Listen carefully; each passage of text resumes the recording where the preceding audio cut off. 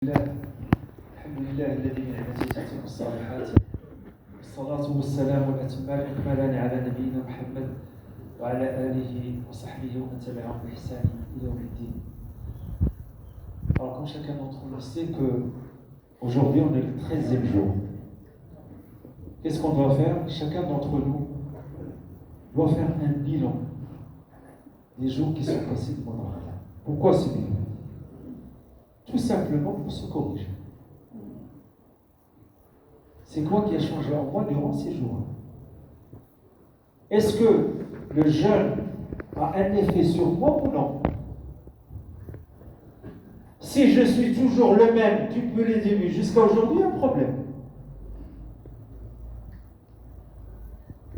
Le jeûne, il a un effet sur le croyant. C'est que chaque jour qui avance, il y a quelque chose qui change en moi, et j'ai double d'effort, 2. Le croyant, c'est comme ça. C'est pas le premier jour comme le dernier jour. C'est pas normal. Quel est mon état par rapport au Coran? Combien j'ai appris de versets 2?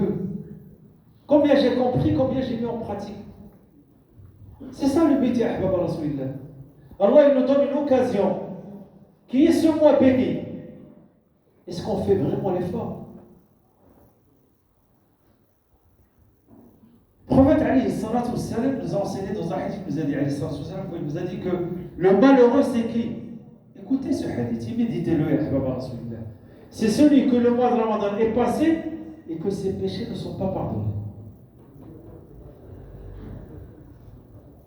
Est-ce qu'on sera parmi ces gens-là? Qu'est-ce qu'on doit faire? Le mois de Ramadan, c'est un mois de demande de pardon et de repentir par excellence. On doit demander le pardon d'Allah et le repentir. Pourquoi? Avant le Ramadan, on commettait des péchés, peut-être beaucoup, et même des interdits. Le mois de Ramadan, c'est un mois où chacun de nous doit se réformer. Mais tu te réformes, et Abdallah, quand tu fais l'effort, il faut demander l'aide d'Allah subhanahu wa ta'ala. C'est lui qui va te faciliter le repentir. Ne pense pas que tu le dis aujourd'hui, demain tu vas te repentir. Non, impossible. Il y a des gens, ça fait des années, 30, 40, 50 ans, ils commettaient le haram. Jusqu'à aujourd'hui, c'est la même chose. Allah, qu'est-ce qu'il dit dans le Coran? Oh, vous les croyants, repentez-vous d'un repentir sincère. Si ton repentir il est sincère, Allah il va l'accepter et là il va te le donner. Si ton repentir n'est pas sincère, il ne sera pas accepté. Le prophète alayhi salatu wassalam nous enseigne dans un hadith, nous dit que ô vous les gens, demandez le pardon d'Allah et repentez-vous, car moi, c'est le prophète alayhi salatu wassalam qui parle. Je demande pardon et je me repens plus que 100 fois par jour. Pourquoi le prophète il demandait le pardon d'Allah et se repentait? Alors que Allah lui a pardonné ses péchés d'avant et ses péchés d'après. Pourquoi? C'est juste pour donner l'exemple? Non. Plus tu connais Allah, plus tu te hâtes à demander le pardon et le repentir. Et moi tu le connais, moi tu le fais. Et notre état il est là aujourd'hui. Les gens ne demandent pas le pardon. Il y a des gens qui disent moi je demande le pardon, je me repens quand je commets des péchés. Et Abdallah, on est tous défaillants vis-à-vis des bienfaits qu'Allah nous a donnés. Allah t'a donné la vie, Abdallah. Allah t'a donné la santé. Allah t'a donné l'eau que tu bois, l'air que tu respires. Est-ce que, à travers tous les bienfaits qu'Allah nous a donnés, on n'est pas capable de demander le pardon et de se repentir? La question, elle est là. C'est quoi les conditions de repentir? La première condition, c'est le regret. Et le regret, ce n'est pas quelque chose qui émane de la langue, c'est quelque chose qui émane du cœur.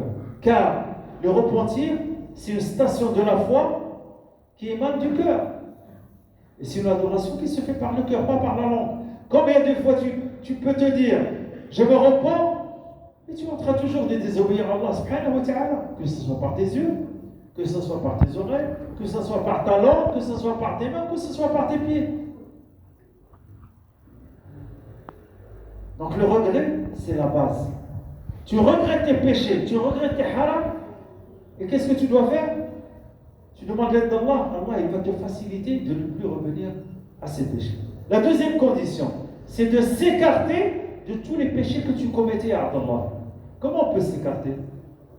Les lieux où tu désobéis à Allah subhanahu wa ta'ala, tu dois t'en écarter.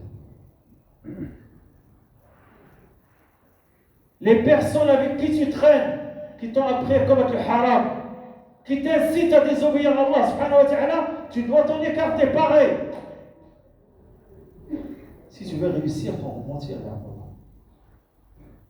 Et la troisième des choses, c'est d'avoir la ferme conviction de ne plus désobéir à Allah subhanahu wa ta'ala. Vous savez que le secret du repentir, il est de trois. La première des choses, le repentir, c'est quoi son effet? C'est qu'à travers le repentir, Allah subhanahu wa ta'ala, qu'est-ce qu'il fait? Il efface ton passé.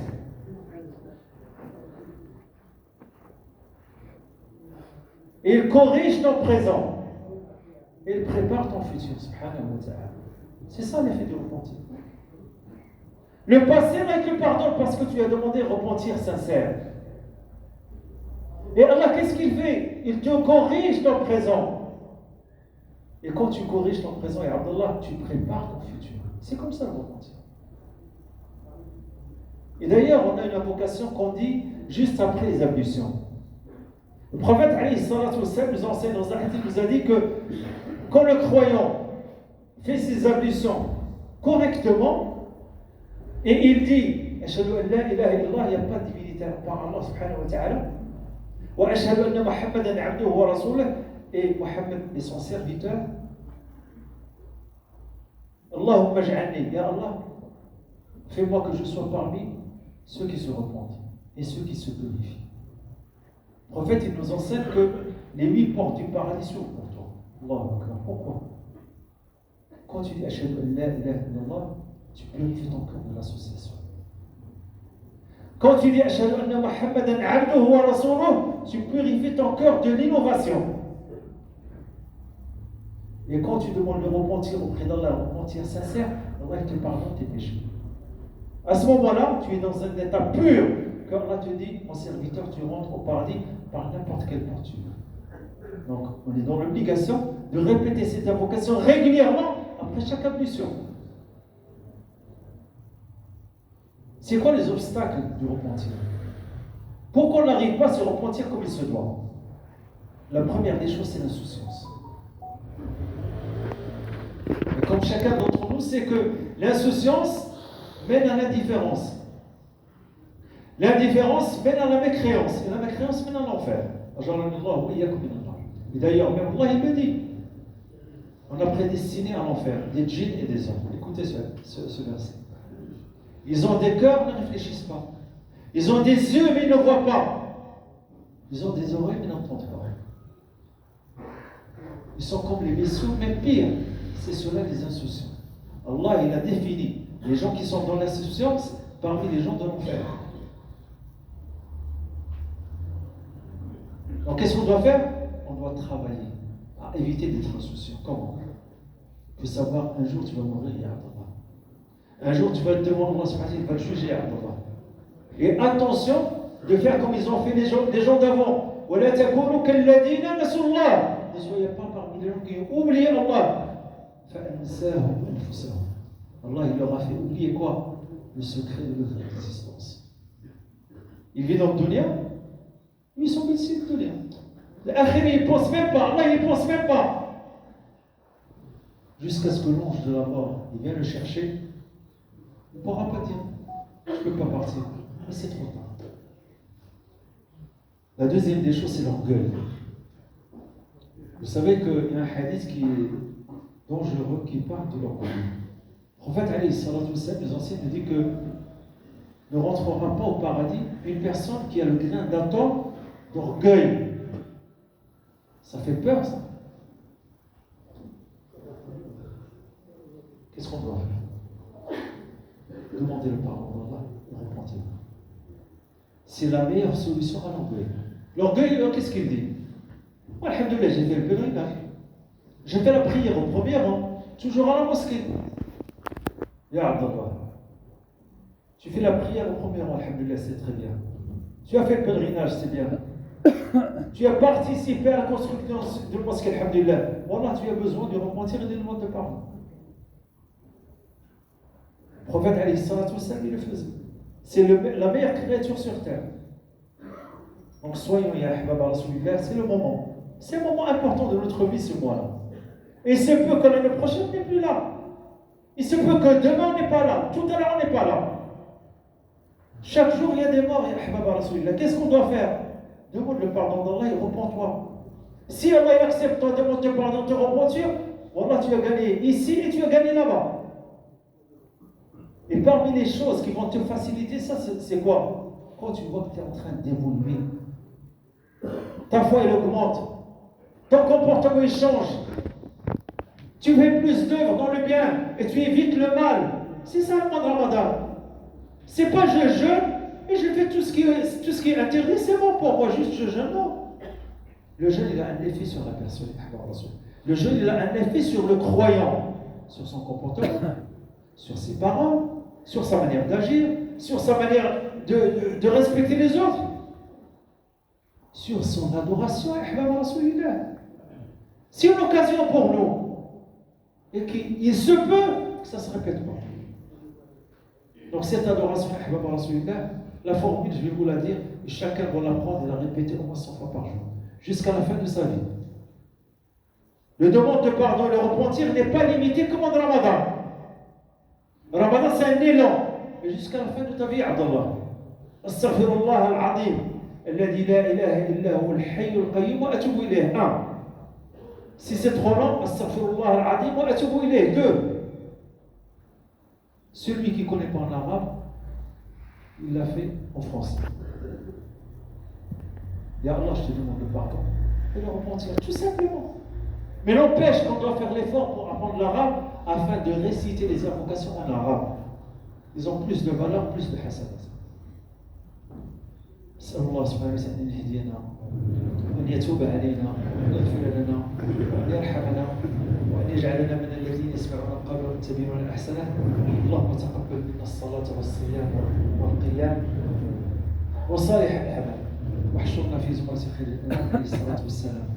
اللهم اهدنا فيمن هديت وعافنا فيمن عافيت وتولنا فيمن توليت وبارك لنا فيما أعطيت وقنا السوء وشر ما قضيت إنك تقضي بالحق ولا يقضى عليك إنه لا يذل من واليت ولا يعز من عاديت تبارك ربنا وتعاليت. اللهم ارحمنا وارحم والدينا وارحم من علمنا. اللهم اغفر للمؤمنين والمؤمنات والمسلمين والمسلمات الأحياء منهم والأموات. اللهم لا تدع لنا في مقامنا هذا ذنبا إلا غفرته ولا عيبا إلا سترته ولا مريضا إلا شفيته ولا ميتا إلا رحمته ولا ضالا إلا هديته ولا حاجة من حوائج الدنيا والآخرة لك فيها رضا ولنا فيها الصلاح إلا أعنتنا على قضائها. اللهم إنا نسألك الهدى والتقى ومن العمل ما ترضى. Comme vous savez, on est toujours dans l'opération Iftar. Grâce à vos dons, et ça c'est Allah qui nous a facilité. On est la cause que quelqu'un jeûne. Et le jeûneur, toi tu auras la même récompense que lui, alhamdulillah. On s'entraide à donner aux nécessiteux un repas chaud, qu'Inch'Allah sera témoin pour toi, pour nous tous, le jour du mois dernier. En cherchant quoi? En cherchant la satisfaction d'Allah subhanahu wa ta'ala. Comme le prophète il a dit alayhi salatu wassalam, Man sama Ramadan imanan wa ihtisaban. Celui qui jeûne le mois de Ramadan, pourquoi? Poussé par sa foi. Attendons quoi? La récompense divine. On s'entraîne. Chacun, il y a une liste là-bas à l'entrée, chacun par le moyen qu'il peut. Celui qui n'a pas les moyens de ramener, il est libre de donner un peu d'argent. Wallahi adi. On est quoi? On est des pauvres. Allah il le dit. Ya ayyuha an-nas, antum al-fuqara ila Allah. Wallahu huwa al-ghani al-hamid. Vous les gens. Vous êtes les pauvres. Et Allah il est le riche par excellence, subhanahu wa ta'ala. Une dame qui est décédée cette nuit. نسأل الله سبحانه وتعالى أن يغفر لها وأن يرحمها وأن يكرم نزلها وأن يوسع مدخلها وأن يغسلها بالثلج والماء والبرد وأن يرحم جميع موتى المسلمين. Notre vie, elle est très très courte, ya ahbaba Rasulillah. Œuvrez dans le bien, avant qu'il ne soit trop tard. اللهم شفع لي قدم الراس وصلى الله وسلم وبارك على سيدنا محمد وعلى اله وصحبه اجمعين سبحان ربك رب العزه عما يصفون وسلام على المرسلين والحمد لله رب العالمين وقوموا الى صلاتكم ورحمه الله